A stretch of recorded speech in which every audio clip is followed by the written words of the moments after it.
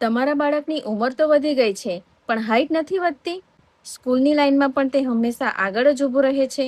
બાળકના દોસ્તો આગળ નીકળી ગયા અને તમે બજારમાં મળતા મોંઘા મોંઘા પ્રોડક્ટ્સ ખવડાવીને અને પાવડર ખવડાવીને થાકી ગયા છો, હા ને? પણ હવે ચિંતા છોડી દો. આ 3 સરળ આદત આજે જ અપનાવો. સૌથી પહેલું, ડાયટ, ન્યુટ્રિશન્સ. પ્રોટીન અને કેલ્શિયમ વધારો. દૂધ, પનીર, ઈંડા, મખાના, શાકભાજી આ રોજ આપો. રોજ 15 મિનિટ સ્ટ્રેચિંગ જરૂરથી કરાવજો. સાયકલિંગ, સ્કીપિંગ, લટકવાની કસરત આ બધું. સૌથી મહત્વની છે 8 થી 9 કલાકની ઊંઘ. તેને સમયસર સુવડાવો, કારણ કે ઊંઘમાં જ શરીર ગ્રોથ હોર્મોન રિલીઝ કરે છે. તમારા બાળકની હાલની ઉંમર કેટલી છે? નીચે કમેન્ટમાં ચોક્કસથી લખી દેજો. હું તમને પર્સનલી ડીએમ કરીશ અને ઉંમર પ્રમાણે ડાયટ ચાર્ટ પણ આપીશ. આ માહિતી ગમી હોય તો આને વધુમાં વધુ પેરેન્ટ્સ સાથે શેર કરજો અને આવી જ વધુ માહિતી માટે મારા રતન ફાર્મસીના પેજને ફોલો કરવાનું ના ભૂલતા, કારણ કે પહેલા જાણકારી પછી જ દવા. આ છે રતન ફાર્મસી અબ્રામા વલસાડની રીત.